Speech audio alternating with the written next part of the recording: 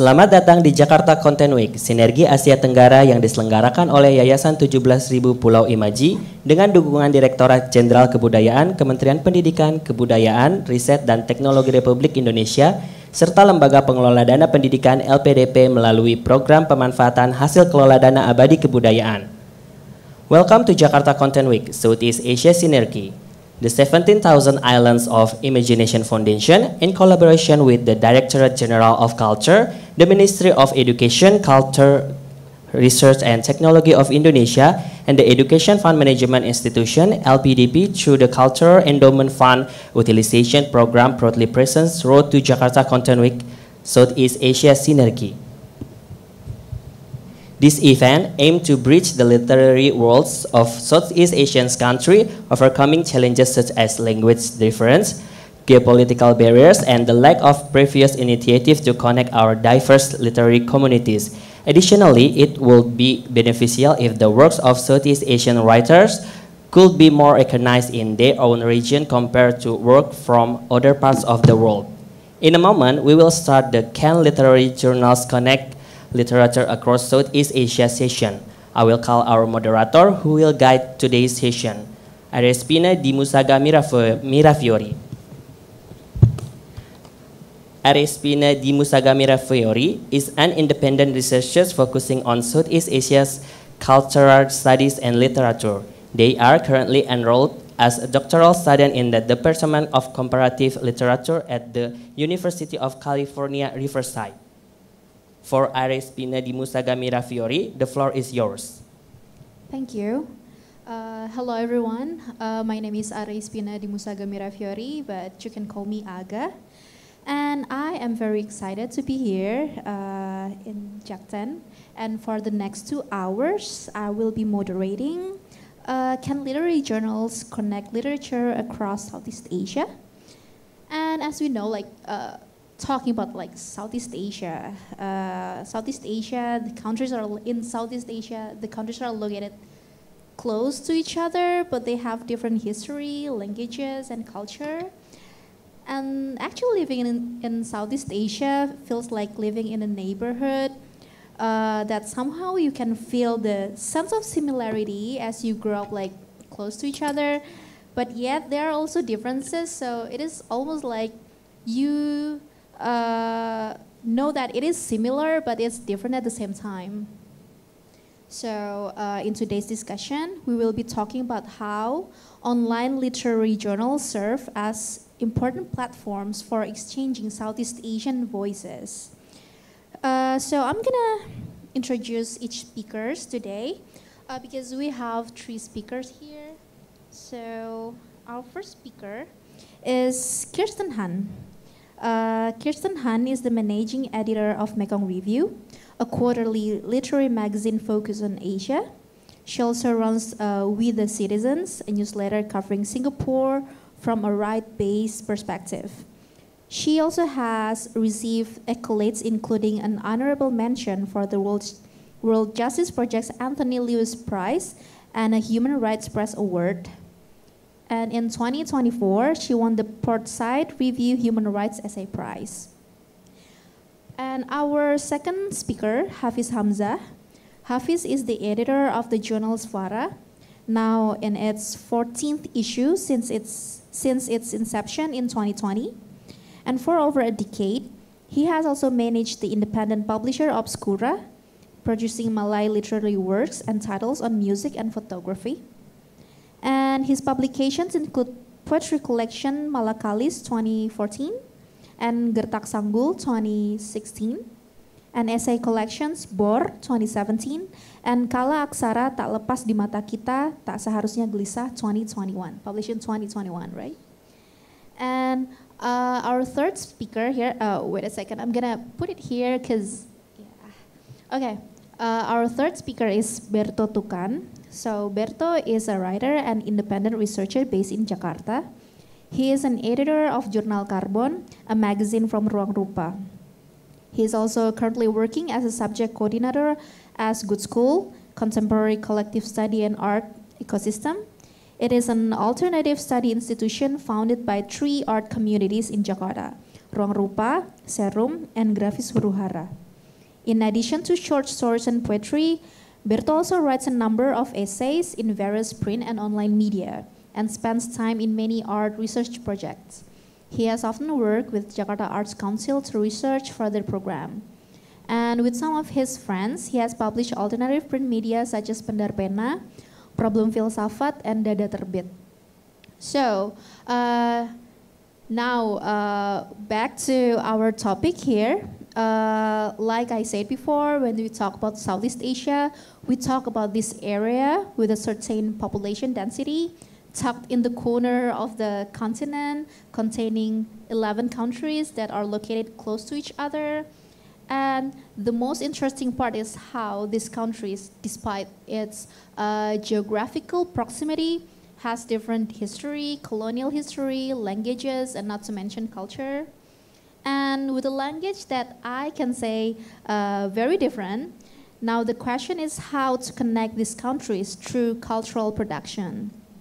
And another interesting part is I read that Southeast Asian countries has very high social media and online platform users. So we can see that there's also a high need to be connected to people outside of the countries. Okay, so now back to literary journal. Literary journal should serve as one of the gateways to understanding the development of literary in each country in Southeast Asia. And with periodical journal formats, readers from each country can continue to follow the latest development in the literary world of Southeast Asian region. But of course, we want to know about how this journal can foster cross-border collaboration and how to provide insights to the region's diverse literary landscape and the using of the languages and how to choose the content, etc. And that's what we're gonna discuss today. So I think I'm gonna start to ask about each literary journal that each of the speakers maintain. And I know that each journal has its own identity or specificality.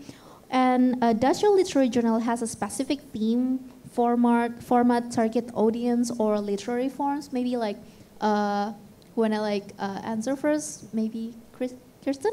Okay.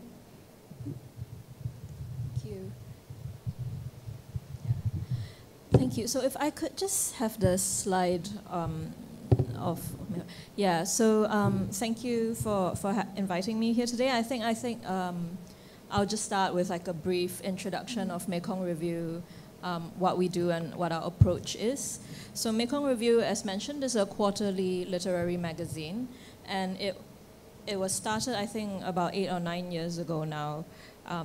First in the Mekong region, and then it kept expanding, so throughout Southeast Asia, and then it expanded further. So now we cover almost all of Asia, so South Asia, East Asia, Southeast Asia, and Asian diaspora communities around the world. So we do have Asian Americans writing for us, Asians in the UK and in Australia writing for us as well. So it's a very, very big sort of scope. And it was founded by Min Bui Jones, who ran it for about 7 years, and then I took over almost 2 years ago. So you can see the 7 covers, the 7 issues that I worked on, and then the 8th one is coming in November. And so I think what we do is kind of first having to recognize what we are. So we are English language. So while that's good in that it's accessible to a lot of countries, but we are also very aware that it's accessible to a particular demographic of people, right? So in Southeast Asia, to access English readers is a very specific demographic. It says something about class, it says something about access to education and privilege, so we have to keep that in mind. And the other thing also is that if you look at so we are print publication, but we also have an online version. So we have about half of our subscribers are subscribing to print, and then half are subscribing to online. And when you look at who is subscribing, our actual top 5 countries are America, US, Australia, Singapore, UK, and Thailand. So actually, really the bulk of our subscribers are in the West. And so for us, it's kind of like having to keep that in mind, and like, you know, keeping in mind your subscribers, but also not wanting to pander to what we think the West might expect of us, right? So if they are subscribing to us, I hope that they are seeing Asia differently, and that we show them something that is different from the different stereotypes. So there's a lot of balancing, you know, because we are quarterly, it has to be timely, but it also has to be evergreen. It has to be accessible to subscribers in the West, but it also should be reflective of what's happening on the ground. And also a lot of thinking about language, you know, that we are English language. And so how can you operate an English language magazine in Asia and in Southeast Asia and also want to be decolonial in your approach? So if we cannot dismantle the master's house with the master's tools, but these are the tools that I currently have in my hands, what can I do with them at least? So we hope to kind of be a bridge, because we have all these readers outside of Asia, and we want to be able to bring Asia to them, but also to be a mirror so that people who are in Asia, when reading Mekong Review, should be able to recognize what is happening, right? And not go like, what is this? It's clearly written like exoticizing us for a Western audience. So we want to be both. And we also want to be a space in a region, because we are very conscious that in our region, freedom of expression is being undermined, it's being eroded. There's a lot of like rising authoritarianism across Southeast Asia, across Asia. And so we are very conscious that we are a space for writers, right? So we have Uyghur writers reviewing Uyghur novels. We have Hong Kongers writing about Hong Kong. We have Cambodians writing about, you know, censorship. Vietnamese contributors writing about, you know, controls of the Communist Party. So we have all these, and we want to maintain that space. So a lot of my work is also not just about editing words, right? But how can we safeguard this space for contributors around Asia to still be able to talk openly about what's happening on the ground, to talk about their politics in situations where they might not have that many more options to talk about these things. So that's kind of our general approach. Yeah. Okay, thank you, Kirsten. And it's interesting how like the language that Mekong Review uses, like English, and so yeah, it's really interesting. I mean, like I know that in one side it feels like, oh, it's English, so it's like not all people can you know, like access it. But I really cannot remember which journal I read, but I mean, like we can like utilize English as a Western language to, you know, like reclaim what's happening, because we have to, the thing that is most important is like to raising our voices first. So when more people can reach what is written in our text, in the literature or journals. Yeah, and it's quarterly, right? Mm-hmm. And how about like Suara? Mm-hmm. Dari mana kamu mau saya mulakan, Aga? Oleh kerana Suara diterbitkan dalam bahasa Melayu, jadi saya akan bercakap dalam bahasa Melayu, ya.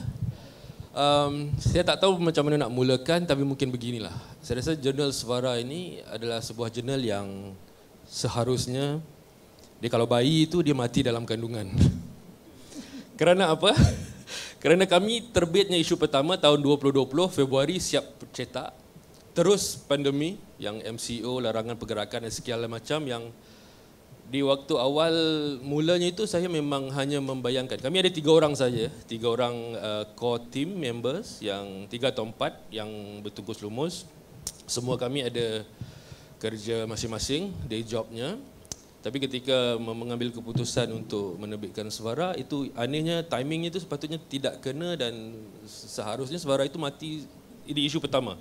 Dan impian saya hanya untuk mewujudkan satu first issue sahaja sebagai kritikan balas ataupun sebagai untuk menunjukkan dengan cara melakukan kerja terhadap apa saja establishment penerbitan atau sastra di Malaysia yang nak bagi tahu adalah benda begini boleh dibuat dan perlu dibuat. Itu sahaja impiannya. Hanya satu isu, dan kami membayangkan lepas itu kita kembali menyelesaikan hal-hal sendirilah ya. Tidak perlu meletakkan tenaga dan kreativiti untuk meneruskan.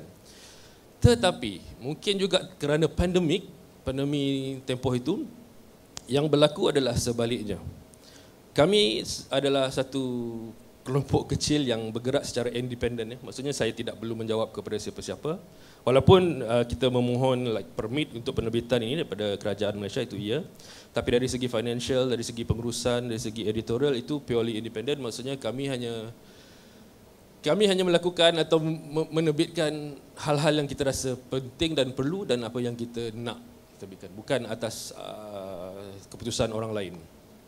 Jadi apa yang berlaku tahun 2020 itu, kerana tidak punya wang, walaupun waktu itu sudah siap isu pertama itu, hanya menunggu untuk masuk percetakan dan kami sedar kita tak ada duit.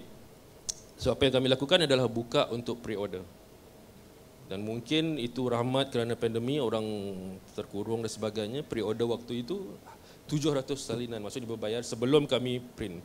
So dari situlah benih financial yang ada yang kami teruskan sampai sekarang. So dia tidak tidak menguntungkan secara financial, tetapi dia sangat liberating atau menjadi satu pengalaman yang akhirnya kami setakat saya bercakap di depan kalian hari ini sudah isu 14 dan saya sedang mengusahakan isu 15 dan juga oleh kerana suara ini dalam bahasa Melayu dan kita sedar ada keperluan untuk membawa kandungannya itu di luar bahasa Melayu atau lingkungan speakers yang Malay. Kami sudah juga siapkan editing proses untuk satu mungkin buku lah ya, sebagai tester untuk suara dalam bahasa Inggeris. Ya, itu kurang lebih begitu. Mungkin itu dulu atau ada mau soalan susulan dulu agak? So it's only managed by 3 people up until now? Yes. Wow, that's crazy. I mean, but how we work is kami bekerja dengan sangat ramai penulis dan anehnya juga penulis-penulis yang ada diterbitkan dalam Suara sepanjang 4 tahun kami ada ini adalah sebahagian besarnya, mungkin separuhnya itu bukan orang yang menggelar dirinya penulis. Maksudnya kita tahu dia ada kemampuan atau bakat atau ada potensi yang kita bekerja. Cara Suara bekerja adalah dengan mendevelopkan esei itu, tulisan itu. Kita tidak pernah buat open call. Mungkin sekali ada, tapi itu disaster kerana terlalu banyak yang masuk dan tidak kena sama sekali dengan apa yang kita cari. Kerana hampir separuh daripadanya tidak pernah membaca Suara tapi mengirimkan tulisannya kepada Suara. Jadi kami fikir itu sangat melelahkan. So kita tidak lakukan itu lagi. Jadi dari tahun pertama sehingga tahun keempat, dan ini juga menjadi kekangan kerana kami tidak akan menerbitkan mana-mana isu Suara selagi saya personally merasakan tulisan-tulisan itu belum cukup solid ya. Entah bagaimana tapi ada perasaan itu. Jadi kalau ada rasa yang masih pincang, saya tidak akan meneruskan penerbitan. So sangat independen, sangat suka hati, sangat tapi disiplin dan ethics dan disiplin editorial itu kita cuba bawa yang dalam bentuk yang kita rasakan betul kerana saya background di newsroom dan kami cuba menerapkan cara kerja editorial yang kami harap dapat dikembangkan dan yang kita percaya itulah caranya melakukan sebuah kerja penulisan atau penerbitan. Maksudnya tidak hanya penulis dengan tulisannya sahaja, perlu ada intervensi editor, bagaimana menguruskan perselisihan writer, editor dengan penerbit, dengan percetakan. So semua itu adalah hal-hal yang kami cuba dari sehari ke sehari untuk solidkan, untuk kukuhkan dan sampai sekarang ini. Yeah, it's quarterly as well. Yes, we intend it to be quarterly, but the last year we faced some financial difficulties, so only came out 2 issues last year. So this year we expect to have 1 or 2 more, plus the English Suara yang I mentioned just now. Yeah, and that's another problem. In literacy, we know that the revenue is very little to known. So, and most of people in literacy also has their day job. So we cannot rely on this thing to make the ends meet. So that's why consistency is very much appreciated, I think. So you just need to make things going, right? Yeah. And how about like Jurnal Karbon? Do you want to talk about Jurnal Karbon or something? Oke, terima kasih. Pertama, saya agak bingung nih ya ada di sini because I'm a little bit confused. Be here because Jurnal Karbon is not literature journal. Next aja Mbak, ininya. Next. Not Jurnal Karbon is not literature journal ya. It's contemporary art. But I think maybe because literature journal person in Indonesia really busy now for another events. So that's why I am here. But terima kasih banyak. Thank you so much to Jakten. Saya akan coba untuk cerita-cerita dan mencoba masuk ke dalam diskusi ini ya. Izinkan ngomong dalam bahasa Indonesia ya, mungkin sebentar baru sedikit-sedikit campur lah. Jadi pertama Jurnal Karbon itu bukan jurnal literatur ya. Tetapi di Indonesia sekarang mungkin maybe Kristen and Hafiz know about another journal, literature journal here in Indonesia. I can name two of the Indonesian literature journal now. It's Kalam Terbit and also Tenggara. Tenggara is by Jakarta Art Institute and Kalam is from Salihara, komunitas Salihara. Ya. Jadi Jurnal Karbon mungkin bukan bagian dari itulah, tapi ya nggak apa-apa. I think that's more interesting. Dan saya kira ketika kita bicara tentang perkembangan literatur sastra di Indonesia sekarang, mungkin kita bisa melihat atau kita bisa menengok pada Tenggara dan Kalam. Bukan hanya itu saja, tetapi saya kira banyak sekali ya jurnal-jurnal lain yang mungkin bisa dilihat. Mungkin ini keterbatasan saya melihat pada jurnal-jurnal sastra, tapi saya kira di luar itu masih ada yang dibuat atau diterbitkan oleh teman-teman lain gitu ya. Dan mungkin sedikit cerita tentang Jurnal Karbon, barangkali dalam konteks koneksi Asia Tenggara, barangkali Jurnal Karbon melalui dunia seni rupa kontemporernya mungkin bisa menyumbangkan sedikit pengalaman gitu ya. Sekarang this is another problem because now you cannot find Jurnal Karbon anywhere. We have an online journal back like 2 or 3 years ago, but now if you Googling it, you cannot find it because some what we call it, some technical issue and financial issue. So you cannot find it, but you can find something from Jurnal Karbon in podcast. So we too lazy to writing something, so now we just talking, something like that. But tetapi dalam konteks Jurnal Karbon, karena mungkin teman-teman banyak ada yang tahu ada yang tidak, Jurnal Karbon ini dulunya Ruang Rupa is art collective in Jakarta. Sekarang kami Ruang Rupa bersama 2 kolektif lain di Jakarta, kami bikin inisiatif lain yaitu Good School Ecosystem di Jagakarsa. Jadi sekarang kita di Good School ya. Jurnal Karbon juga menjadi bagian dari Good School sekarang. Karena itu kadang-kadang teman-teman banyak dari Asia Tenggara juga main gitu, berkunjung, visit Good School.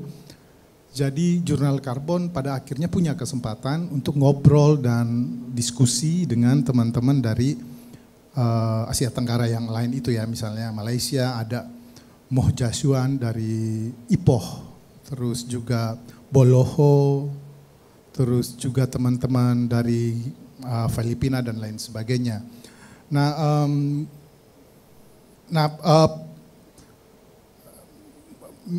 Mungkin nanti kita bisa diskusi lebih lanjut dalam konteks sastra seperti apa. Tapi kalau dalam konteks seni rupa, aku bisa bilang karena teman-teman ini kan sering bertemu di event-event ya, di bienal gitu-gitulah ya, bienal dan lain sebagainya, dan juga banyak. Aku nggak tahu kalau di sastra sekarang seperti apa, tapi kayaknya makin berkurang ya. Kalau dulu kan ada residensi sastra yang cukup ramai ya. Dalam konteks Indonesia mungkin kita tahu dulu ada program residensi yang diinisiasi oleh, lupa lagi namanya. Buku nasional gitu, buku nasional gitulah. Tapi sekarang mungkin nggak ada. Nah, dalam konteks yang berbeda dalam seni rupa kontemporer itu banyak sekali residensi sehingga teman-teman itu banyak bertemu gitu ya. Sehingga, nah balik lagi tadi kenapa Jurnal Karbon, bukan soal kenapa, ketika Jurnal Karbon sudah tidak lagi menerbitkan tulisan tapi cuap-cuap aja itu, kami berkesempatan ketika banyak teman dari Asia Tenggara datang dan ngobrol. Akhirnya kami punya kesempatan untuk mengetahui situasi seni kontemporer Asia Tenggara atau negara lain. Untuk sebuah contoh, kami kedatangan beberapa tahun lalu, kami kedatangan teman-teman dari Sarawak. Nah, sebelum itu, bayangan kami tentang Malaysia dan seni rupa Malaysia itu adalah semenanjung yang di, apa istilahnya? Semenanjung yang bukan Kalimantannya, area semenanjung Malaysianya. Kami minimal saya lah ya, mungkin teman-teman lain pengetahuannya lebih luas gitu. Saya lebih banyak tahu cuma Malaysia dalam pengertian semenanjung Malaysia. Tidak punya pemahaman tentang Sarawak, wilayah yang Kalimantan Utara itu gitu, Kalimantan bagian utara. Nah tapi ketika ada teman-teman dari Sarawak, Kuching gitu ya, aku lupa namanya, mungkin aku nanti bisa cek, kolektif art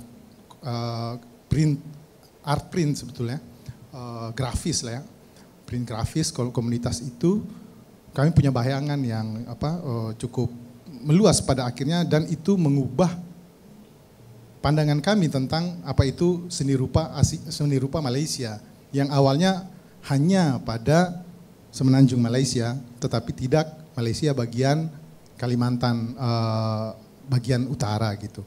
Jadi itu sih sebetulnya yang saya kira dari sebuah contoh tentang Malaysia ini kita mungkin punya barangkali kalau diskusi ini dikembangkan kepada teman-teman di wilayah-wilayah lain, mungkin akan lebih punya gambaran yang cukup luas gitu ya.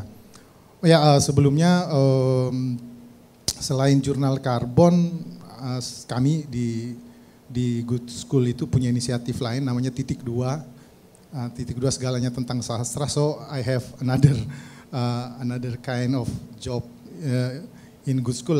We have a radio program called Titik 2 segalanya, all about literature.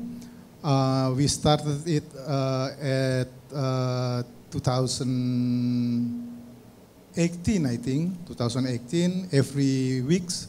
We invite friends to talk in our radio studio at the time in Gudang Sarina near here lah pokoknya, like 5 or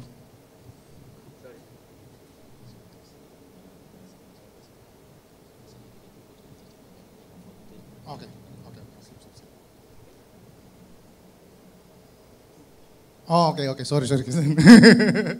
Yeah, we have another, Titik 2 is a radio program in our Ruru Radio, and every weeks we invited friends to talk about literature. And yeah, we start in 2018, and yeah, okay. Yeah, okay. And 2000 and we run it until now, I think. So maybe beside Jurnal Karbon, we have this Titik Dua, also not journal. That's why I think it's different with Mekong Review and Suara.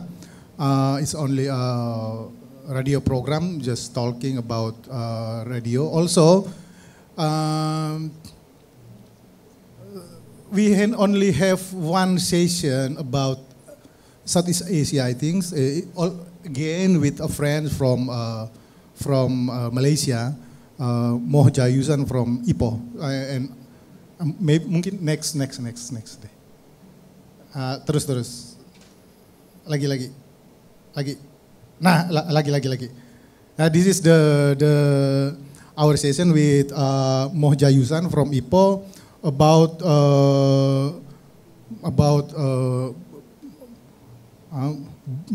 book business, I think, yeah, in Malaysia. And I think at the time we a little bit amazed with the Malaysian book, because I don't know if it's right or wrong.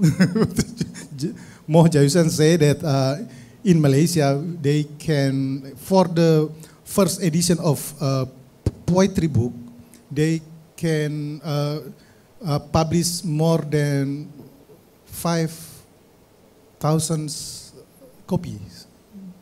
So it's really amazing for us in Indonesia, because maybe for us it's like only 500 copy, only for first edition. So I think maybe maybe the audience can add more about our journal, literature journal here, but for me, I can only share about our radio program Titik Dua, and a little bit about this Karbon journal, and maybe we can discuss more about the connection between Southeast Asia. Where can we listen to the podcast? Where can we listen to the podcast? You can search Ruru Radio in maybe Spotify or Apple or something, and then you can search because there is many program of Ruru Radio there. You can find the Titik Dua in Ruru Radio podcast. Is it like a weekly or bi-weekly podcast? Weekly, but you know. Okay, so it is interesting that Suara and Mekong Review published every quarter, right? And Titik Dua, anytime you like it, I think. How about Jurnal Karbon? Is it like bi-weekly as well or quarterly? I cannot remember because I read it sometime. Yeah. Yeah. Is it quarterly? For now, we don't publish anything now because our website in hiatus, something like that. But previously, is it like quarterly? Monthly. Yeah. Okay. So talking about periodical journal, it used to be very important medium in literary ecosystem, but with the rapid development of digital technology, content creator can literally post their content every day maybe, so it's very vast. So I don't know whether periodicals kind of losing their place, and what do you think about it? Do you regard it's a challenge or something, because there's a rapid online posting from content creator, video creator, something like that? What do you think about it?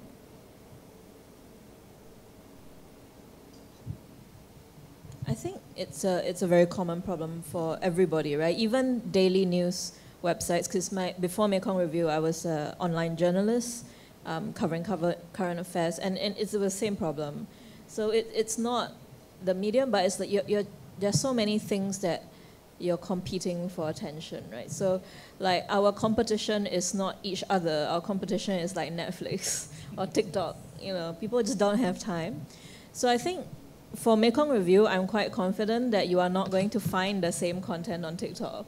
But how do I remind you that we exist when you're not on TikTok? So I think that was one of the things. So we are print, and because again, like same, everyone has financial problems.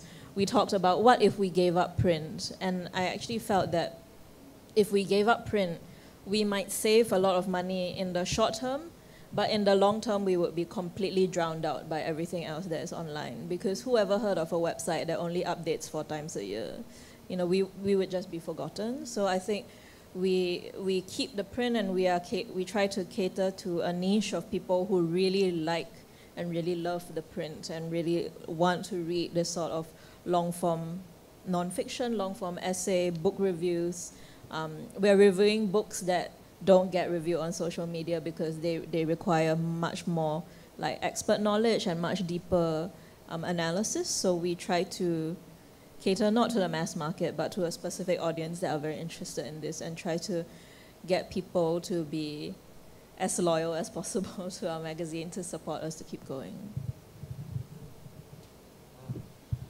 Mana ya? Saya tidak tahu perlu bersyukur atau apa, tapi untuk kami Bilik Suara itu bukanlah satu concern atau satu perkara yang kita risaukan, fikirkan. Just to make it a point, Suara hanya diterbitkan dalam bentuk bercetak. Kehadiran kami dalam media sosial itu hanya digunakan untuk mempromosi atau like papan notis kami lah untuk maklumkan edisi baru keluar, ada acara, itu saja. Tidak pernah ada, bukan tidak pernah ada perbincangan untuk membawa kandungan Suara ke website. Tetapi kami ada satu masalah yang kita akui dari awal, iaitu kami tidak tahu bagaimana caranya untuk meraih wang ataupun how to generate money from website. Kerana mentality banyak, kalau di Malaysia itu portal berita ada yang subscription based atau apa. Hampir semua berani saya katakan gagal in that sense untuk hidup dengan subscription. Jadi kami di Suara totally tidak ada capacity untuk menguruskan hal itu. Jadi cara paling mudah adalah dengan menghadirkan satu produk yang tangible, yang kalau kita beri, nah kamu buat sini RM25, yang ini RM125. Jadi itu cara yang lebih sustainable untuk kami. So far tidaklah tidaklah gah, tapi it works for us for the time being, at least to keep the publication afloat and to sustain doing what we do lah. Tentang media sosial ya, saya fikir kalau kandungan dalam Suara agak susah juga kalau dihadirkan dalam bentuk web, kerana kami memberi perhatian kepada apa yang kita mahu gelar. A portion of it, long form writing, itu tidak memungkinkan orang konsum dari dalam bentuk digital, ya itu sangat melelahkan. Contoh, kalau satu tulisan, kalau paling panjang dalam Suara pernah menerbitkan kurang lebih 7,000 perkataan. Jadi saya merasakan itu tempatnya itu lebih sesuai, lebih adil untuk dia berada dalam bentuk bercetak. Jadi tidak ada satu pun kandungan Suara di dalam bentuk digital setakat ini. Dan kami tidak risau tentang itu. Ya, kurang lebih begitu ya. Tadi soal finansial ya? Soal kayak online. Kan ada rapidly growing kayak konten yang tiap hari gitu. Okay. What do you think? Ya, mungkin agak berbeda dengan Suara atau Mekong Review yang memang punya printing ya, print edisi cetak. Ini kan dalam beberapa tahun, misalnya kalau dalam konteks jurnal Karbon, mungkin aku tidak masuk ke jurnal Karbon kali ya, ke titik 2 aja gitu ya. Dalam konteks jurnal Karbon memang, dalam konteks titik 2 memang dia memanfaatkan platform podcast ya, benar-benar memanfaatkan itu gitu, dan juga apa istilahnya, ini sesuatu yang baru dicoba sih kami ya. Sebelumnya memang kita cuma posting poster aja gitu di media sosial untuk supaya sebagai informasi aja gitu ya, sebagai informasi bahwa misalnya minggu ini siapa gitu di narasumber di diskusi sastranya. Belakangan karena juga melihat beberapa perkembangan dari Reels dan lain sebagainya dari media sosial terutama Instagram gitu ya. Kita coba melalui akun Jurnal Karbon gitu untuk juga mempublikasikan podcastnya itu juga melalui video pendek gitu. Jadi kami baru mencoba dalam 1 atau 2 bulan terakhir untuk di setiap sesi teman-teman narasumber itu kita minta untuk baca sesuatu 1-2 menit gitu, terus direkam dan lalu itu nanti menjadi bahan untuk mempublikasikan edisinya narasumber tersebut yang sudah dipublikasikan di dalam Spotify atau platform-platform podcast lainnya gitu ya. Nah, boleh dibilang sih lumayan ya, cukup lumayan dilihat dari viewersnya, terus yang like dan lain sebagainya cukup lumayan. Cuma memang kalau untuk bahwa ini betul-betul berhasil atau tidak, memang kita mesti mengecek itunya ya, statistik secara clear dari dari Instagramnya Jurnal Karbon tersebut untuk melihat apakah memang benar ada hubungannya antara memposting si video ini dengan naiknya jumlah pembaca, jumlah pemirsa pendengar gitu ya.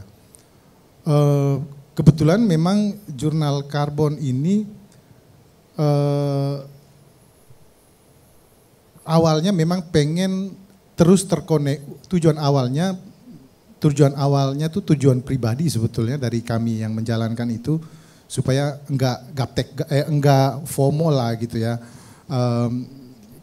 Maksudnya teman-teman penulis ini kan banyak nih di Indonesia sekarang ya, yang terus menerbitkan buku, terus kadang kita enggak punya waktu cukup banyak untuk datang ke diskusi bukunya mereka, sebenarnya gitu. Oleh karena itu kami mengundang teman-teman itu untuk ngobrol melalui awalnya di studio dan selanjutnya melalui Zoom. Jadi sebetulnya titik 2 tuh pengen supaya mengupdate perkembangan keseharian dari, bukan keseharian juga ya, perkembangan terkini dari sastra Indonesia awalnya gitu. Siapa yang lagi punya buku baru kita ajak ngobrol. Syukur-syukur kalau kita udah baca, kalau kita belum baca juga nggak apa-apa. Yang penting kita ngajak ngobrol aja. Bukan cuma penulis tapi juga event sastra kita ajak ngobrol juga. Jadi upayanya memang upaya untuk mengetahui perkembangan sastra Indonesia gitu. Penggunaan media sosial dan lain sebagainya itu menggunakan sebagai konsumen biasa aja sebetulnya, enggak ada strategi khusus sih sebetulnya. But I think the case of titik 2 is quite interesting because the moving from Jurnal Karbon to titik 2, I mean like you change the form from journal to podcast, right? So do you think it's like easier to reach the audience when you make the podcast rather than the journal? Yeah, I think so. Because I mean that's what we talk about in this topic. Like it's about challenge, right? So do you think that the migration from journal to podcast, it is how you kind of like overcome the challenge that, you know, maybe because you need to reach a wider audience or something, yeah. It's difficult to answer the question like this because we move to online platform, in this case Spotify by accident. Okay. but is it easier to manage?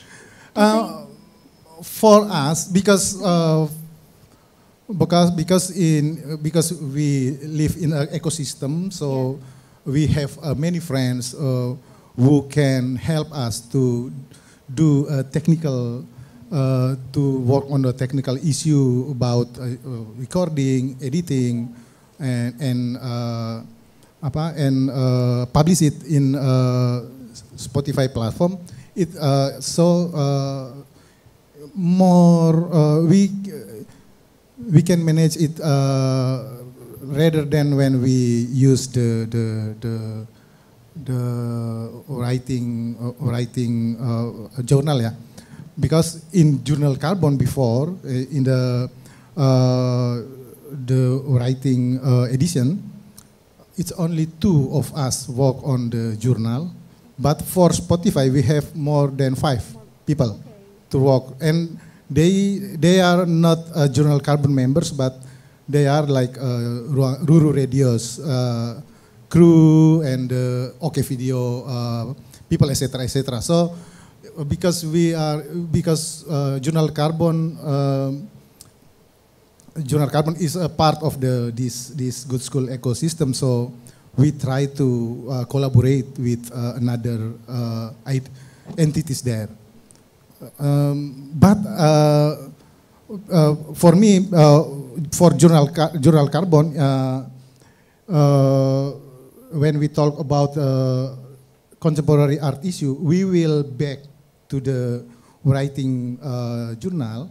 But for literature, for me and our friends in Good School, we think that we will still use the conversation for the titik dua, because for us in Indonesia now we have another journal like we talked before like Tenggara and what's that like Kalam and Kalam. So we think another people do the work like that. So and we will do the rest. It's what we can do, like call friends to talking. Maybe sometimes we can.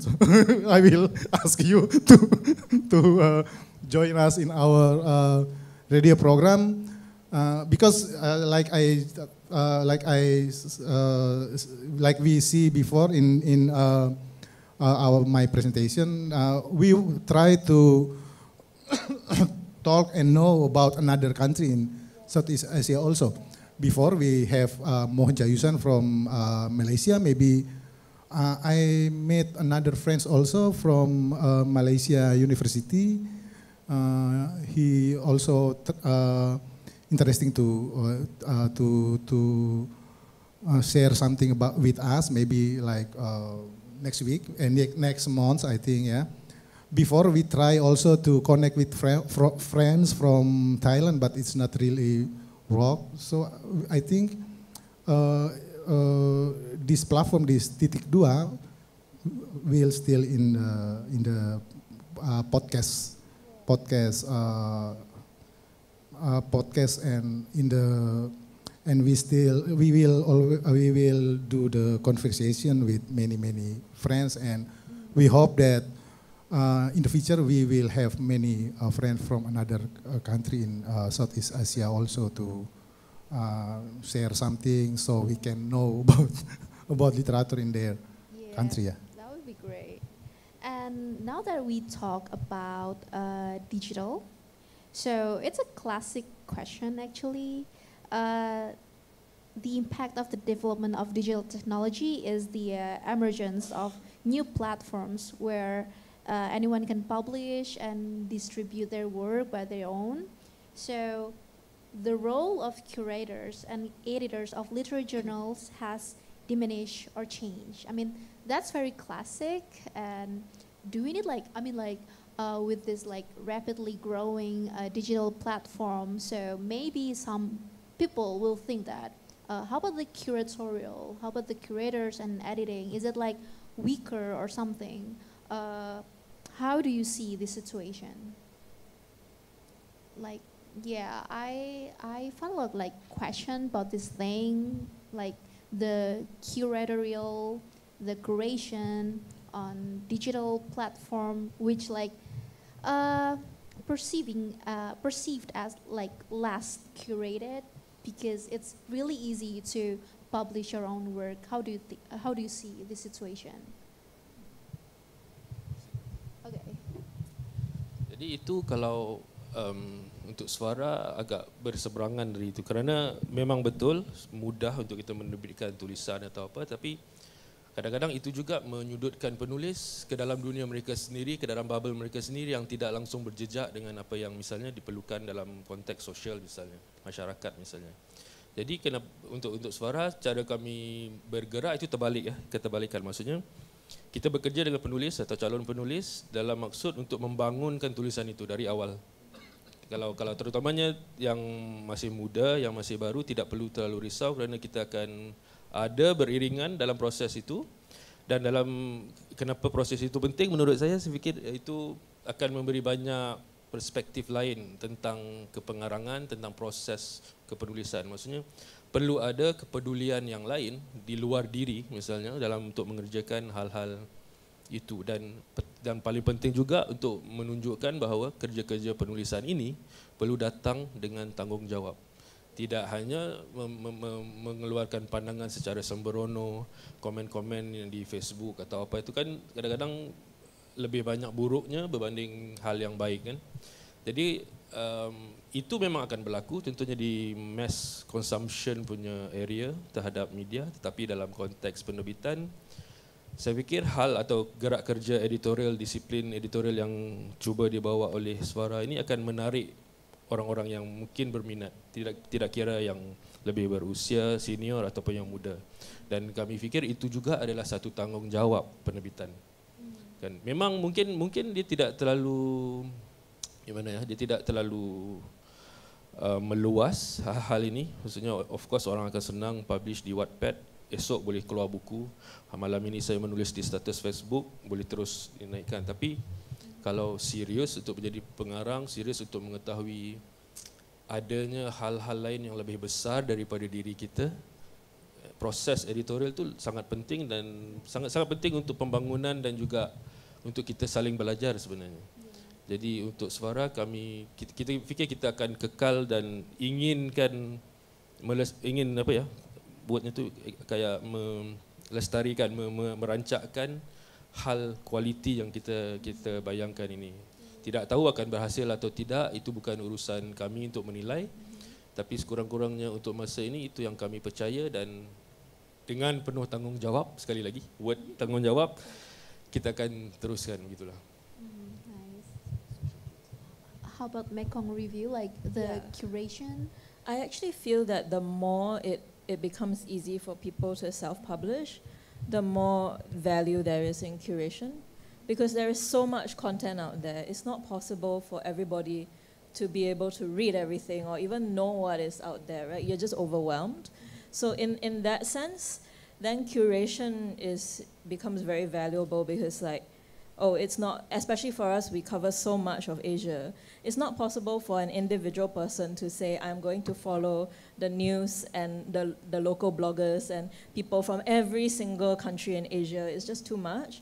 So for us, it's at least with every issue of Mekong Review, you get a glimpse of this range, right? From China, Taiwan, Malaysia, Indonesia, Singapore, and then even Asian diaspora in US or Australia. So with each issue, you kind of get this broad look. And so I think that makes it easier for people to look at, rather than be just kind of buried under information. So we find good writers, we find writers who know what they're talking about, who know the ground, who know the history and the context, and so they provide context. I think another thing about things that go online very quickly is that they are often very event focused. So like this thing happened, then everyone has a hot take about this thing, and then 24 hours later everyone has forgotten about it and moved on. So I think what Mekong Review can do as a quarterly is that we can revisit things that people have moved on from, that people might have forgotten happened, and then we can go back and say what happened since like 6 months or later. We can talk about context of, oh, this thing happened now, but it happens in a context of like a history that has gone back much later. So I think that's the value that we bring. Yeah. Ya, mungkin soal kuratoria dalam konteks apa platform yang banyak dan orang bisa menulis banyak hal, aku coba melihat sebagai pembaca dan juga mungkin yang menjalankan program seperti Titik 2 gitu ya. Pertama sih jelas menurutku semakin banyak alternatif di luar sana gitu semakin menarik sebetulnya ya, dengan bentuk apapun gitu. Dalam konteks itu misalnya karena Titik 2 di podcast, makanya kami juga coba cek-cek, kita misalnya akan bertemu dengan banyak sekali podcast beberapa di Indonesia yang mengangkat sastra ya, dengan kuratorialnya masing-masing gitu. Salah satunya waktu itu kami ketemu teman yang bikin podcast membacakan cerpen. Nah dia bikin pembacaan cerpen dan apa dengan kuratorialnya dia, dan dia membaca cerpen-cerpen yang udah terbit, misalnya kayak penulis perempuan tahun 60-an misalnya gitu-gitu ya. Dan itu sangat menarik gitu. Aku nggak tahu sejauh apa inisiatif membacakan cerpen ini dibaca oleh teman-teman yang lain dalam konteks teman-teman sastra ya. Tetapi bagiku pribadi kemunculan media sosial, internet dan lain sebagainya dan dan itu membuat orang bisa menulis dan bisa menerbitkan apapun sesuai dengan keinginan mereka, itu menjadi menarik. Tetapi kuratorial untuk sebuah jurnal tertentu bagi saya pribadi, dan ini mungkin berbeda, mungkin teman lain juga punya pandangan berbeda, itu tetap dibutuhkan gitu. Aku pribadi tetap membutuhkan gitu misalnya, karena ini kebutuhan ini bukan karena malas atau gimana ya, karena ya enggak punya waktu aja juga sih melihat semua yang ada di luar sana, di semesta internet itu gitu. Enggak ada waktu yang cukup untuk mengetahui itu semua, sehingga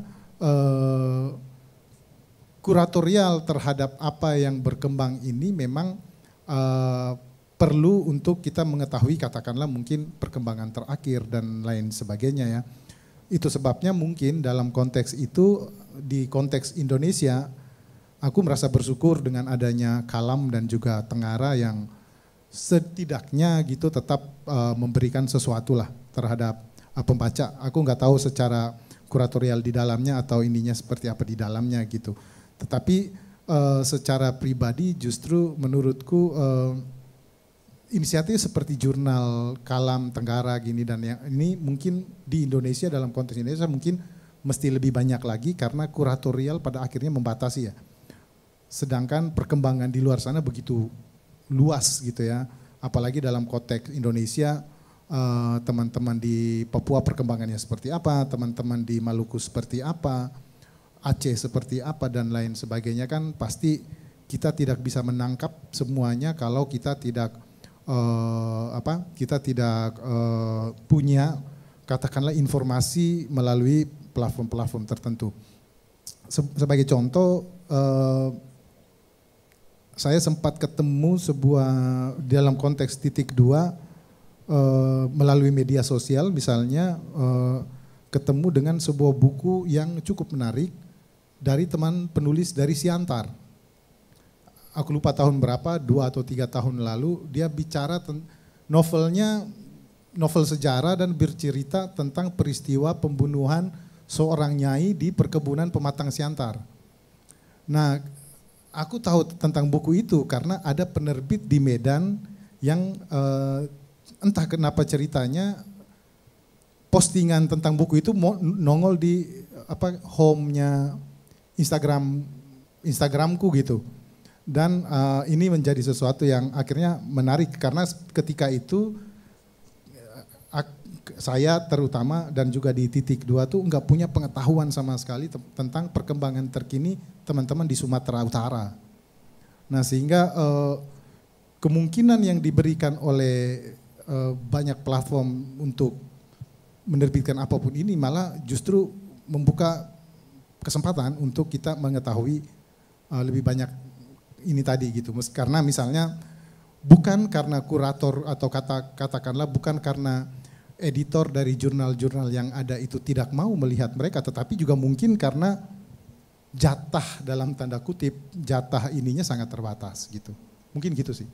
Okay, I think for the next question, the answer will be different between like country or region, because like in Indonesia, for example, like literary journals used to act as a literary barometer, and I don't think that means a good thing as well actually.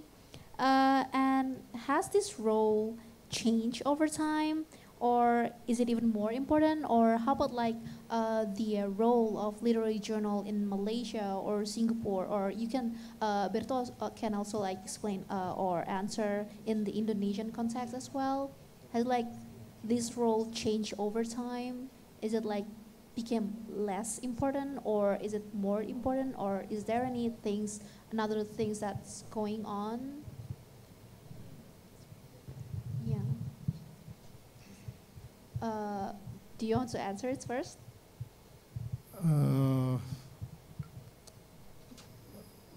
Kalau dari saya pribadi sih tetap penting ya jurnal ya untuk dalam konteks Indonesia mungkin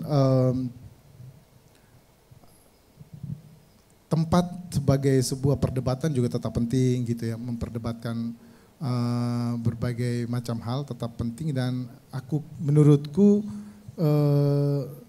menurutku ya kedepannya kecurigaannya bahwa akan makin banyak nih yang muncul inisiatif-inisiatif jurnal sastra atau seperti dalam tanda kutip mungkin enggak perlu menyebut jurnal tapi terbitan berkala sastra gitu ya, karena mungkin dalam konteks Indonesia ada yang nyebut dirinya sebagai tabloid atau menyebutnya apa gitu ya. Mungkin akan banyak berkembang, dan aku rasa seperti juga di Indonesia sebelumnya akan banyak berkembang, akan juga banyak yang akan hilang juga karena masalah-masalah tertentu gitu ya.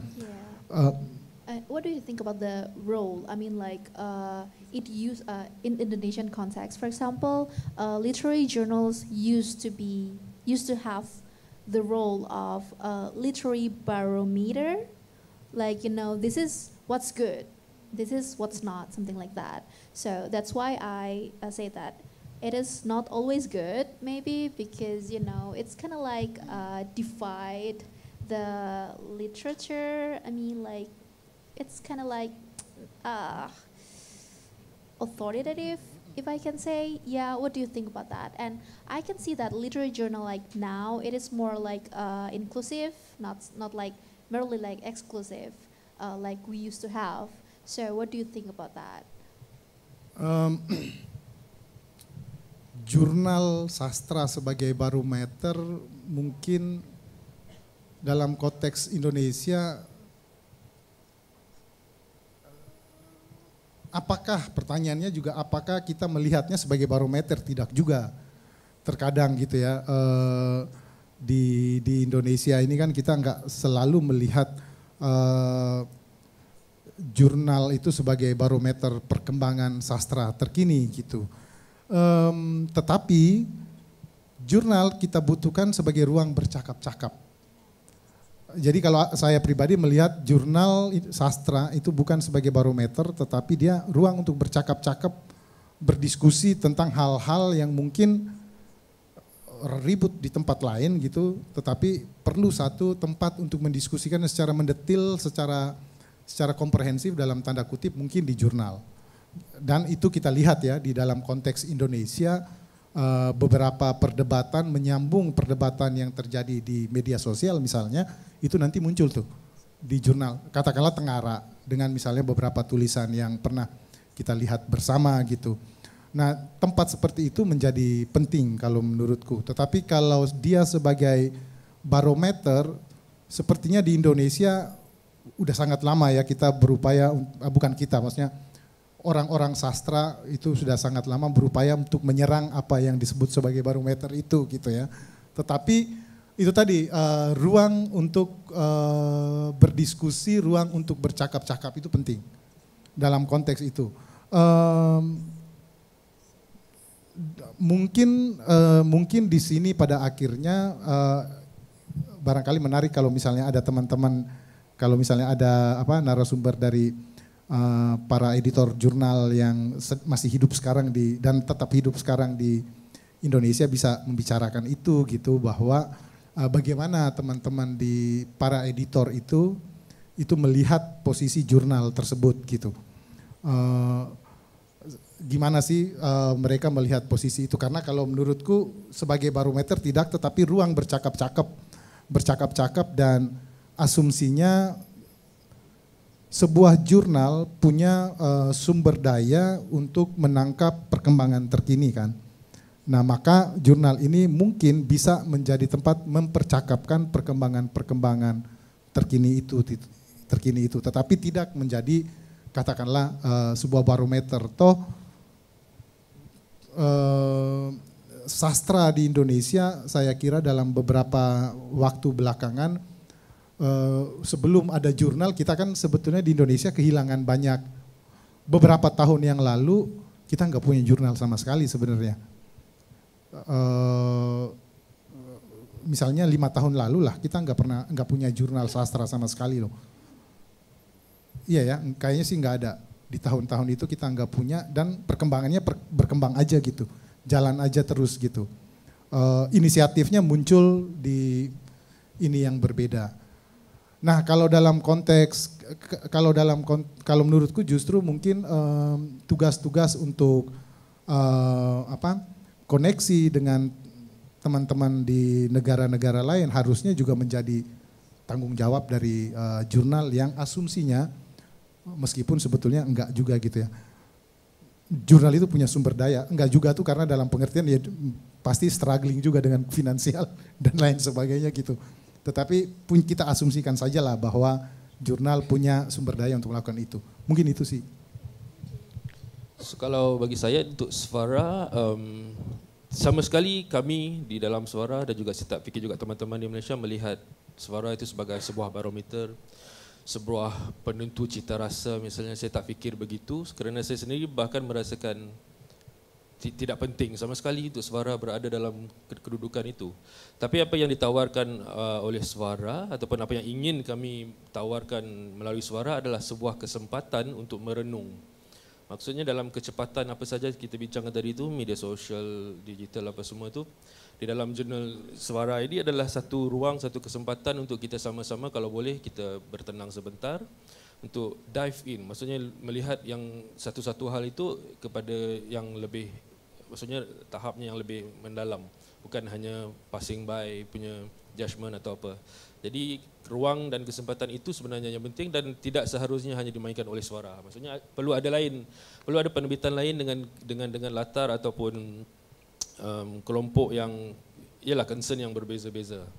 Tapi dalam konteks Asia Tenggara juga, saya setuju juga dengan Berto tadi, kerana Suara ini memang dari awal kita inginkan jadi semacam platform atau semacam satu gelanggang atau padang untuk saling berinteraksi antara jiran tetangga, terutamanya yang dalam bahasa yang mirip sama, bahasa Indonesia atau apa semua, dan juga tidak ada masalah dengan bahasa Inggeris. Contohnya, dengan relation Suara dengan penulis-penulis Indonesia misalnya, kita setakat ini telah menerbitkan quite a numbers of writers dari Indonesia, misalnya Tiffany Sau, Linda Kristanti menulis 2 kali di Suara, Mas Gunawan Muhammad ada sekali, Norman Erickson Pasaribu ada, Adina Dwi Fatma ada. Jadi itu memang keinginan kita untuk berinteraksi, dan ini saya quote Linda, dia hantar teks satu hari pada saya. terima kasih Hafiz kerana sudah menerbitkan Suara dan diedarkan secara kecil di Indonesia, kerana dengan itu dia menjadi tahu apa yang berlaku tadi di Malaysia sedikit sebanyak. Dalam konteks itu tadi merenungkan, contoh kalau isu 13 itu tadi 25 tahun reformasi. So ada kesempatan itu dan interaksi itu yang saya fikir ingin digembling, ingin dihadirkan, dan harapnya dalam tahun-tahun ke hadapan benda itu boleh diperkukuh dengan lebih gimana ya, lebih two ways kind of, dua hala bukan hanya satu hala. Dan itu juga saya fikir usaha yang sangat penting dan selari dengan apa yang cuba kita bincangkan dalam sesi ini. Cumanya untuk mengerjakannya itu ada banyak cabaran-cabaran lain yang perlu kita hadap bersama, saya kira. Jadi untuk saya, jurnal sastra atau even untuk Suara, kita tidak menganggap kita jurnal sastra. Kita lebih kepada budaya, contemporary, dan mungkin seni, politik, sosial, semua itu kita cuba merangkum dan merenung secara bersama, secara adil. Jadi, ya, begitu. Okay. How about like Mekong Review? Yeah. I think I'm very uncomfortable with the idea of Mekong Review being a barometer of what's good, because being an English language publication and only reviewing books that are written in English or have been translated to English, I'm very conscious that we're only skimming the surface of what literature exists in Asia. And like I think like yesterday's panel, right, it was already brought up that what is getting translated into English is a very, very, very small fraction of what is actually happening around the country, right? So I feel like it wouldn't be right to say that what's reviewed or featured in Mekong Review is the best, right? Because we don't even know what we are not able to read in English. So for me, it's more like, how can we use the books that we review to talk about political issues, talk about current developments, give you a glimpse into like what some people are thinking on the ground or what the conversations are happening. Sometimes, so we are a literary magazine, but sometimes I get emails from our readers who are like, the magazine doesn't need to be too literary. Actually, I don't want the magazine to be too literary because I want to know politics and current affairs and like what's the tea on the ground, like what's the gossip that people are talking, which for me as a political journalist, when I get that sort of email, is very shock for me to like, yes, let's talk about politics. But so we try to use Mekong Review as a platform to talk about books, but use the books to talk about the bigger issues that are affecting people's lives in Asia. And in a way that I think in Mekong Review's history, that has also allowed us to publish some things that otherwise governments in Asia would not like, but then they're like, oh, this is a literary magazine, you know, what possible like political stuff can be in there, not realizing that there's a lot. But yeah, they're just like, yeah, and then they let it go, right? So we try to use that as cover.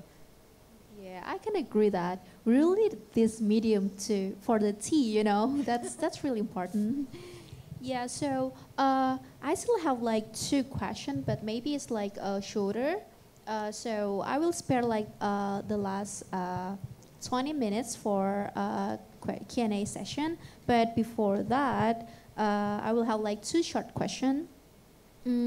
So in your experience of managing literary journals, have you ever given space to writers from other Southeast Asian countries? Actually, I already like asked it to Hafiz before, like, is the potential open to people outside, for example, like for Zwara, people from outside Malaysia, or for Mekong, people from outside Singapore? Is it like, how's the chance to get published? Mm-hmm. For Mekong Review, we do pitches. So I will occasionally assign some pieces or assign books, but most of it is open call pitches. So they come from everywhere. Oh, everywhere. Yeah. Jadi untuk Suara, seperti yang saya jelaskan tadi, memang dari awal kita sangat terbuka.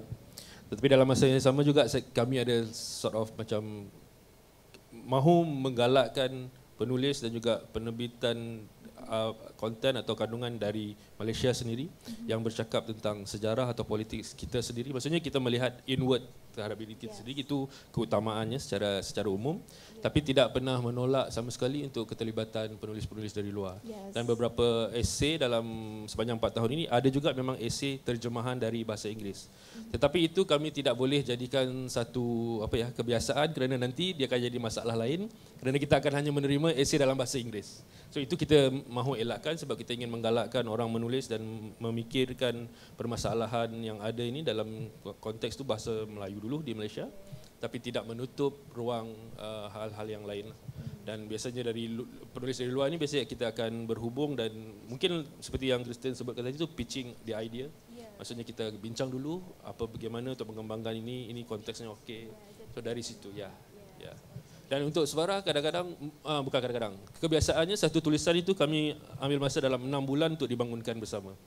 Jadi sangat makan masa. Jadi ya begitu. And how about like Titik Temu? I know that Titik Temu also invite people from outside.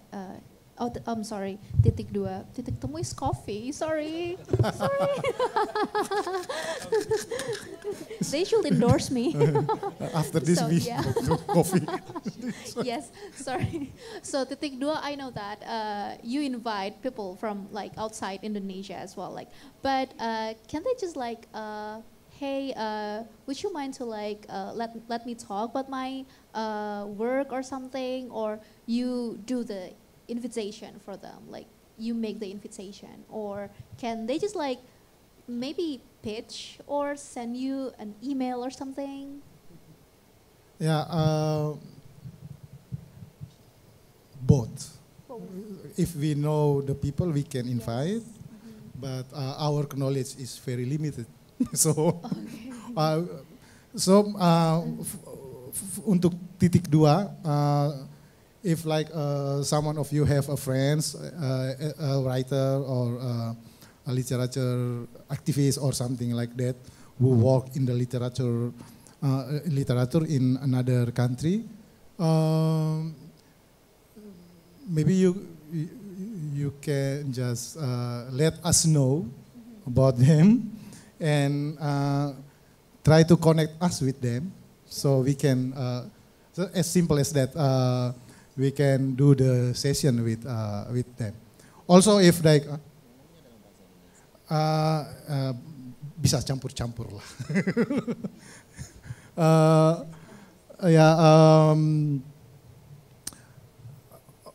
And also if you know the friends, writer or editors or translators or editor of journals, you know that they will visit Jakarta and stay here like 2 weeks or more.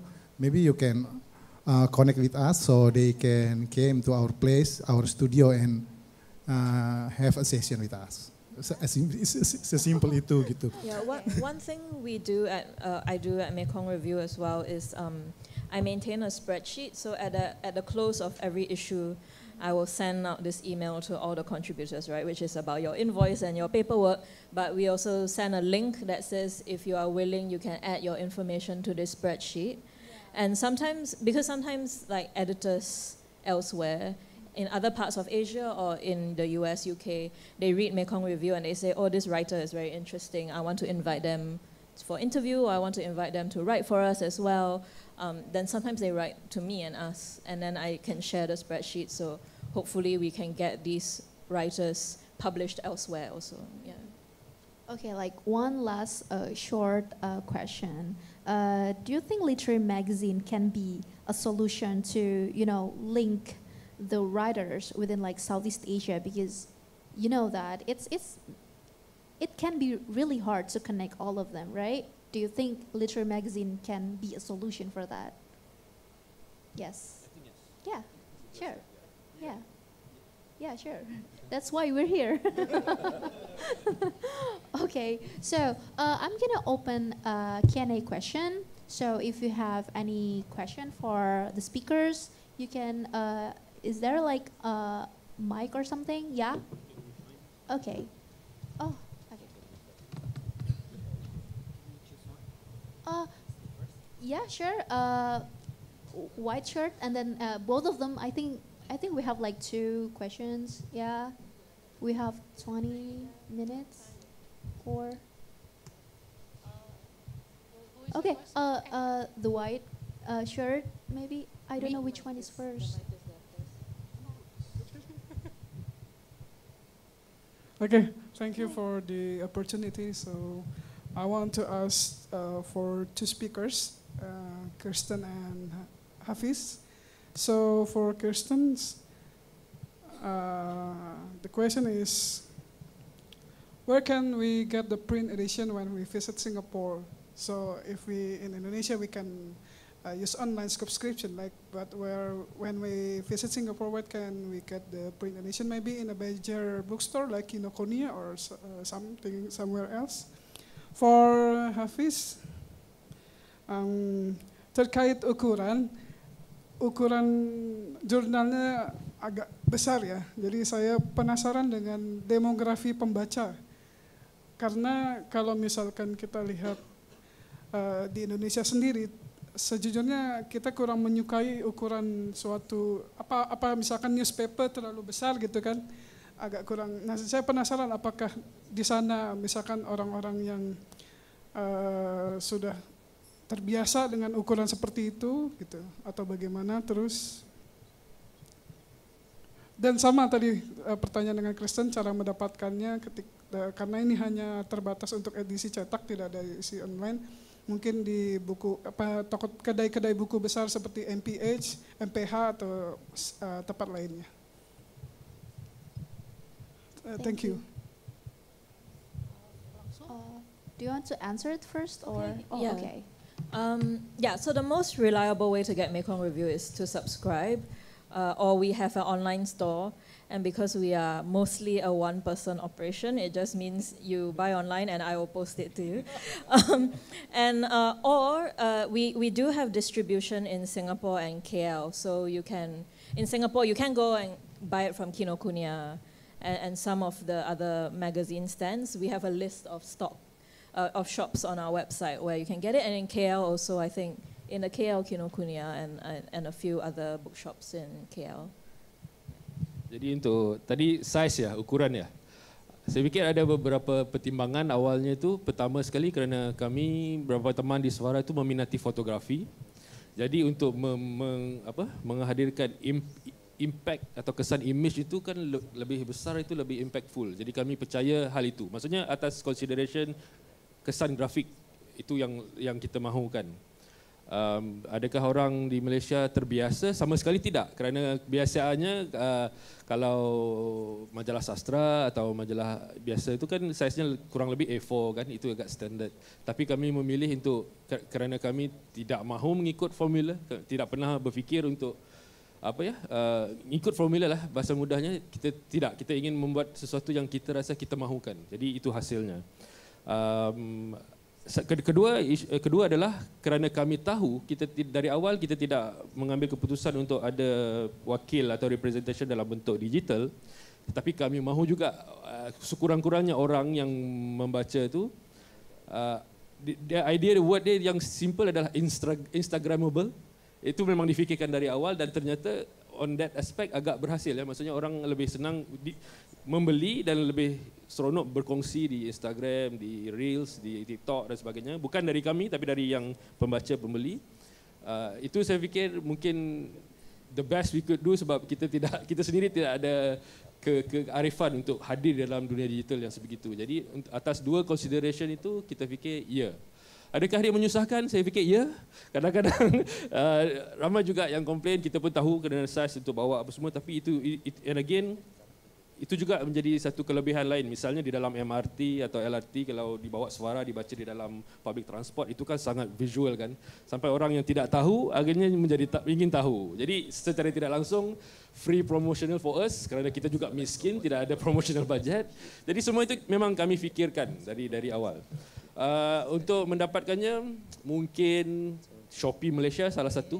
Kalau teman-teman di Indonesia, kami masih lagi sedang berbincang dengan teman-teman yang ada di sini untuk mungkin distribusi atau apa, tapi belum berlangsung. Tapi kalau di Malaysia itu agak bersyukur, contohnya Kinokuniya sangat-sangat sangat baik terhadap kami. Setiap isunya dia ambil dan dijual, didisplay dengan sangat bagus di dalam tokonya. Dan juga rangkaian kedai-kedai buku independen, mostly oleh teman-teman kami, itu agak senang diperoleh. Dan kalau di Malaysia juga dari Yeza Store-nya Jurnal Sfara, itu agak aktif. The next question, please. Good evening. Thank you for the opportunity. My name is Febri. Aside from the way literary journals are being the place of conversations on literature as mentioned by Kak Berto, what can be the difference among literary journals and zines? Is it the matter of legitimacy in which journals can be considered more legit, or is it more oriented to literary critics and conversations aside from fictions and poetries? Or is it the fixed period of issue, or is there anything else? Because in terms of accessibility, I feel that zines can be, I feel that as a reader and maybe for newer authors, they are more accessible from my observations. Yeah, that's my question. Thank you.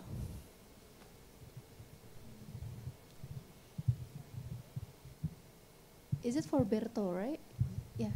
I think it's for all, yeah. Oh, okay. What's the difference between journal and zine, right?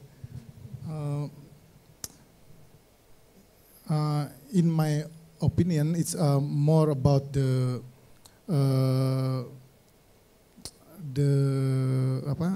bentuk, the form, and I think the form and how to produce it. Because the zine is, we know that we made zine with the low budget production, yeah. Like we use the photocopy or with the handwriting or something like that, yeah. For journal, maybe the form more rigid or something like that. But I think for the writers or new writers or readers, I think it's not for me. It's like we can access the journal and the zine. We can access both. Not because like not journal only for the senior writer and zine only for the young writer or that's right, yeah. But sometimes we made zine because we want to make our own magazine or our own publication, right? And we don't want to like go into the rigid format or something like that. Yeah. I think zine is more grassrootsy. Yeah, right? yeah. And the distribution is more limited. Yeah. And yeah. Dari pengalaman kami juga, saya terlibat saja dengan penerbitan jurnal dan juga zine, so saya sangat menyukai kedua-duanya. Serve a very different purpose. Zine lebih democratized, ya, maksudnya lebih mudah diterbitkan dan sebagainya. Tapi lebih menarik juga untuk jurnal ini adalah satu kesempatan yang tidak ada biasanya pada zine, iaitu interaksi antara penulis dan editor. Itu bagi saya sangat penting untuk saling belajar dan untuk saling faham, ya, bagaimana apa concernnya. Kalau penulis itu penulis muda, kita nak tahu apa yang jadi mengganggu atau apa yang menjadi bermain dalam fikirannya. Jadi interaksi antara penulis, editor dan juga the team of editorials itu yang mungkin menjadi perbezaan antara jurnal dan juga zine. Mana satu lebih baik, bagi saya tidak ada masalah, semuanya okey. Serve the purpose yang di-serve itu berbeza. Itu perlu ditahulah. Jadi both are good. Yeah, I think I agree with that, and also I think like the process of making a zine is sometimes in itself the work, right? So that community building, the activism, the grassroots, so the making of the zine is the work. And for a journal like this, I think it is that relationship with the editor, that curation. So if you work on a zine, it might be because you have something that you want to say or a topic you want to address. And I think by working with me as an editor in a journal, it's a way of also helping writers gain platform and gain amplification. And a lot of the writers we work with are freelancers, right? And some of them are young writers who are hoping to go into freelancing. And so when you write for a publication like Mekong Review, you're also creating portfolio for you to then go to other editors and say, look, I have written for this, and they might, see, oh, you've been published in Mekong Review as something which they might see differently from if you said, I wrote in a zine, right? The way that they judge. So it's also kind of like, when you have space in Mekong Review, there's that mentorship and the training of working with an editor professionally, but also then you come out with something that goes on a portfolio, and hopefully that builds your kind of prominence and career, it builds your CV, and so I hope that we can be a stepping stone for writers to write for bigger places. And also for Mekong Review, even though it's very difficult financially, I think the one difference between Mekong Review and the zine is that we try as much as we can to pay you. Yeah. It's a much more professional relationship. Yeah. Because like I say that usually zine is purchased like it has like grassrootsy sense, published by some collective or like groups or something, right? And they specifically know what they want to aim, something like that. Yeah, I think we still have a little room for one last question. I think we're gonna move to the other wing. Yeah. Oh, okay.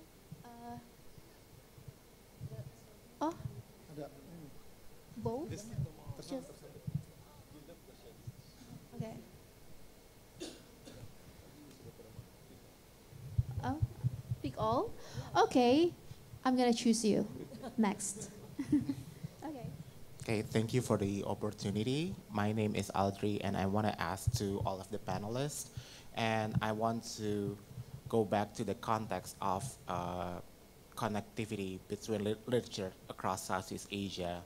As Aga said earlier in the opening, that countries in Southeast Asia, we were colonized, and then somehow we have that kind of, different historical background, even though we have that geographical proximity. So in that context, I want to ask to three of the panelists,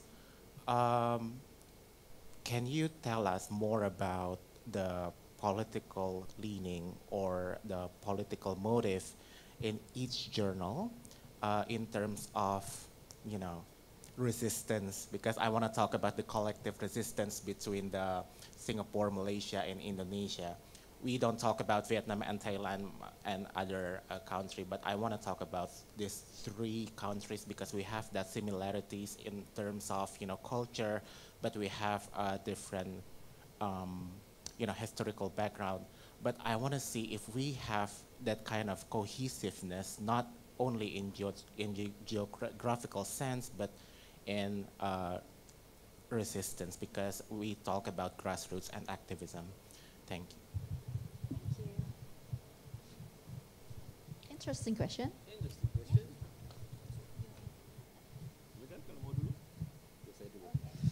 Ya, bagaimana ya? Interesting questions. Contohnya untuk suara, ya memang dari awal kami tidak melihat suara ini sebagai hanya tentang literature and all that, tentang political stance. Saya fikir adalah, saya tidak tahu, tidak ada lin di mana-mana, contohnya parti politik atau apa, tidak, tetapi keinginan kami itu adalah membuka ruang yang adil, yang saksama untuk membincangkan segala macam subjek. Contoh. Ini yang contoh Suara Merah ini. Cover story-nya adalah tentang seorang ibu di tahun 85, kampungnya di utara Malaysia di raid atau di ambush oleh polisi, oleh kerajaan, yang berakhir dengan pertumpahan darah, yang mana suaminya itu meninggal kerana peluru. Tetapi dia sepanjang tempoh itu dari 85 sampai ini insiden namanya insiden Memali. Kalau teman-teman berminat boleh di Google aja, Kampung Memali. tuduhan terhadap Ustaz ini tadi adalah dia menjadi anchor kepada teroris apa sebagainya, tapi on the ground adalah untuk versinya adalah kerana kerajaan ingin mengekang pengaruhnya terhadap dalam konteks religius lah. Untuk saban tahun ibu ini, saya lupa namanya Salihah atau apa, tidak mahu bercakap dengan media, maksudnya media yang umum, yang besar, yang established. Tetapi kerana ada teman yang buat dokumentari waktu itu dan kami minta kalau boleh diberi izin untuk interview yang sama tapi ditranscribe dan dijadikan sebuah esei untuk ini, dan dia bersetuju. Dan untuk Suara kita berminat untuk memainkan peranan yang sebegitu. Adakah dalam konteks politik kepartian itu tidak, kami sama sekali tidak gemar tentang itu, maksudnya itu adalah hakikat politik di mana-mana, iya, tapi sejarah pendirian politik itu adalah untuk memberi suara ataupun versi-versi sejarah yang berbeda di dalam ruang ini. Semua, kita tidak kisah seperti mana saya memberi ruang kepada A, saya juga akan memberi ruang kepada si B untuk mencerita atau bercakap versinya. Jadi untuk kami itu yang kita rasa peranan yang ingin kita mainkan tanpa pilih bulu.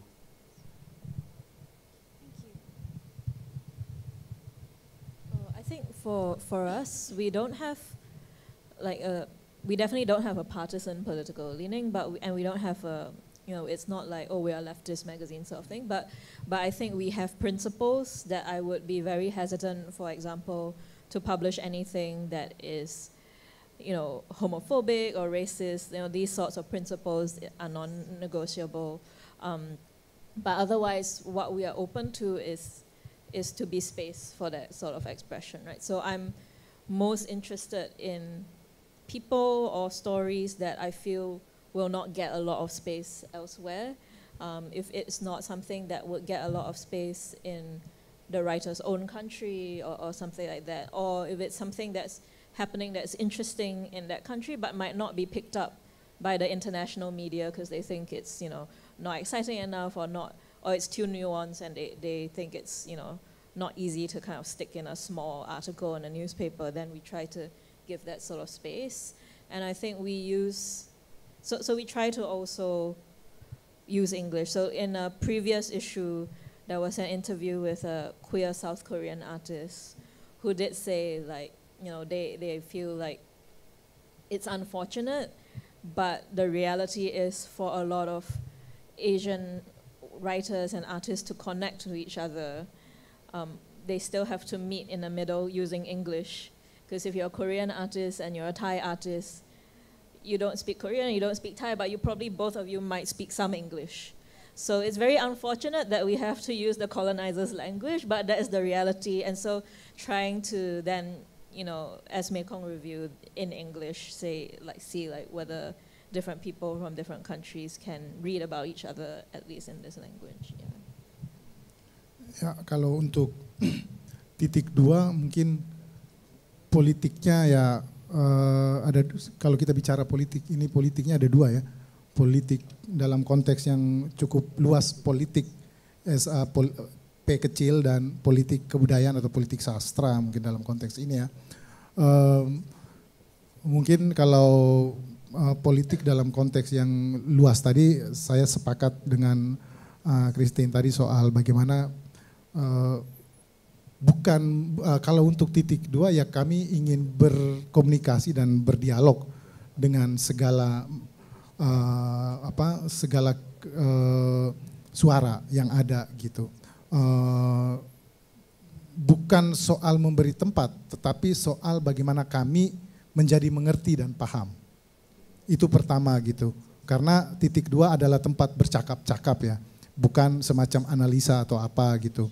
Sehingga kami berupaya untuk mau bertemu dan berbicara dan mendengarkan semua suara yang ada di sekitar kita sejauh kami mampu mencapai ya, karena ada keterbatasan juga. Dan ya dalam konteks itu memang terkadang di titik 2 juga membicarakan perdebatan dalam dunia sastra atau dunia budaya di Indonesia terkini gitu. Ya beberapa hal, misalnya ketika perdebatan kemarin soal kurikulum sastra masuk kurikulum ya, mungkin teman-teman ya nanti mungkin bisa dijelaskan lebih lanjut tentang ini, tapi ya misalnya hal seperti itu kami pengen itu didiskusikan juga di dalam titik 2. Yang terutama kalau dalam konteks Indonesia saya kira ya jurnal ataupun inisiatif seperti titik 2 yang memberi ruang untuk segala suara yang ada di sekitar kita tanpa pembeda-beda, ruang yang sama gitu. Dan juga mungkin menjadi tempat untuk katakanlah mungkin pertahanan kita bersama terhadap katakanlah censorship yang terjadi di luar sana. Sensor di dalam konteks kita itu bukan cuma sensor pemerintah tetapi juga sensor dari masyarakat sendiri gitu ya. Mungkin itu sih. Okay, thank you. And we still have like one more question from the right wing, yeah? Right wing. Okay, maybe like one short question, maybe. Yeah. Thank you. I'm sitting on the right wing, but I'm not right wing, so just coming back to that. So my name is Claudia. I'm from the Frankfurt Book Fair. And my question is much more mundane. But first of all, I want to congratulate you on the work that you're doing. I think it's extremely important, and there's not a lot of information about literature from Asia for people like me who only understand Indonesian and Malay, of course, but not many other languages. So congratulations and keep on doing your good work. And I realize and appreciate the financial situation that you mentioned, and I think it's a shame that that it's so difficult to find sponsors for literary events all over the world. Wherever we go, it's always the same question. Sports, the European Football Championship, they all get sponsors like crazy, but nobody really wants to sponsor literature. And I still don't understand why, because it's so important for mutual understanding and therefore also for, you know, keeping the world in the peaceful order. But anyway, I want to ask you how you manage the financial issues, and do you have a person to look for sponsors? And if you look for sponsors, would you also accept government money? Untuk suara dulu ya. Financial ya. Kami sedaya upaya mencoba sehabis baik dengan bergantung pada hasil jualan jeneng tentang adakah itu sustainable. Saya fikir mungkin boleh, tapi tidak tahu selama mana. Tapi mungkin bersyukur juga ya teman-teman di Suara ini, kami tidak terlalu, bagaimana kami mengatasinya, kami tidak terlalu memikirkan tentangnya. Kerana kami fikir energi atau kreativiti atau tenaga itu lebih baik dihabiskan untuk memikirkan dari satu isu ke isu, bagaimana untuk membangunkan konten, bagaimana untuk membina jaringan baru misalnya. Tentang grant kerajaan untuk Suara pada tahun kedua ketika pandemi, not specific for the literature grant. Yes, we did terima kayak apa ya, itu macam stimulus ekonomi kala pandemi. Maksudnya itu penjual burger juga boleh apply, pemikir grafik juga boleh apply. That we did apply that, and then it has helped us to sustain at least for the second year. And now in the fourth year, it's not been tidaklah terlalu bagus keadaan financialnya, tapi kami tentang semangatnya itu masih lagi berkobar-kobar. Kita tidak berbincangkan untuk menutupkan atau menamatkan kerja ini, tidak. Kami masih lagi bersemangat untuk membikinnya. Dan saya fikir itu lebih penting, semangat itu lebih penting. Luar biasa ya untuk membayangkan bagaimana untuk kita melakukan sesuatu yang kita tahu tidak memberi keuntungan financial, tetapi kita juga tahu kalau tidak melakukan itu, kita akan suffer, I don't know, like emotionally atau apa bagaimana. Tapi itulah yang kami hadapi dan we are here to stay, I hope. I don't know how we want to do it, I don't know, but yeah, we will still paddling, I guess. I think financially it is very difficult. How are we managing it? I think we are not managing it. Mekong Review is not, like our sales and subscriptions is not covering the cost of running it. So we are still in the red generally. We are very fortunate that we have a publisher who owns the magazine who is funding it kind of at the moment, but that's not a long-term solution, right? So it's very difficult because we are at a point where we have, out of necessity, cut so much costs that it's also difficult to grow. And so, like, you know, in the sense that they say you have to spend money to make money. We don't have money to spend to make money. So we are kind of in that middle zone where there's a lot actually that I would like to do to kind of get more visibility, hopefully get more subscribers, but I don't have capacity to do it because apart from a part-time web administrator, I am the only staff of Mekong Review and I do everything. So I don't have capacity to do more than I'm already doing. So it's a bit of a stuck situation that we're hoping to find a way to break out of, but it is very difficult. And when we looked into it, because at first I was really worried, like, oh, I'm not running this well, but when we looked into it, we realized that we couldn't find a literary journal that is making money off sales alone. Everyone has some sort of like patron or trust or philanthropist who's giving money, and so I think it's not unique to us, and it's a constant problem that we're thinking about. Ya, konteksnya Titik Dua sebagai program radio mungkin agak berbeda dalam konteks keuangan ya, karena kalau kita lihat di depan Mekong Review dan Suara nih, ya pasti butuh banget gitu ya, cost-nya cukup tinggi untuk menghasilkan. Sedangkan dalam konteks Titik Dua itu mungkin kalau disebut cost itu lebih kepada produksi perekaman dan juga peralatan itulah, komputer editing dan lain sebagainya. Beruntungnya tentu saja Titik Dua pada dirinya tidak punya uang, tetapi beruntungnya Titik Dua ini berada di bawah sebuah ekosistem, yaitu Good School ekosistem tadi gitu. Sehingga problem keuangan itu mungkin tidak terasa benar karena misalnya untuk teman-teman yang membantu kami untuk produksi, perekaman, editing, itu mereka mendapatkan katakanlah misalnya ongkos untuk produksi itu mereka adalah bagian dari Ruru Radio, yang mana Ruru Radio ini sering mendapatkan kegiatan di luar event, misalnya Ruru Radio berkaraoke itu di banyak tempat gitu ya, dan cukup terkenal kalau dalam konteks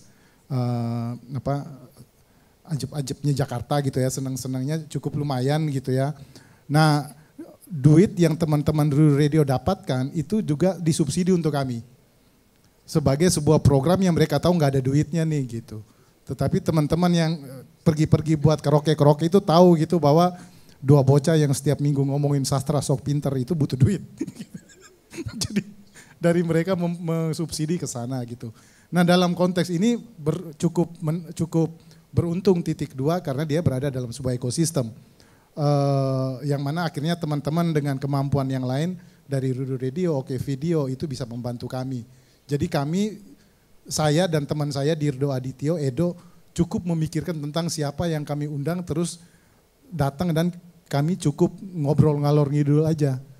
Sisanya kawan-kawan yang membantu yang mana mereka berupaya juga mencari uang melalui cara-cara yang lain. Tetapi bukan berarti kami enggak berupaya mencari uang ya, cuma apalah daya ya, kami hanya bisa berupaya tetapi kan kondisi yang mengizinkan, kira-kira gitulah. Okay, thank you. So it was a really interesting discussion because like it's a hard work, like doing this thing to connect literature or people in literature like across Southeast Asia, and we know that there are a lot of challenges on doing that thing. So yeah, it really it's a big thing that needs to be celebrated and appreciated as well, like doing this kind of thing. So now that the time is up, I want to say thank you for coming here on behalf of Jakarta Content Week. We would like to thank all the speakers and participants for attending this session.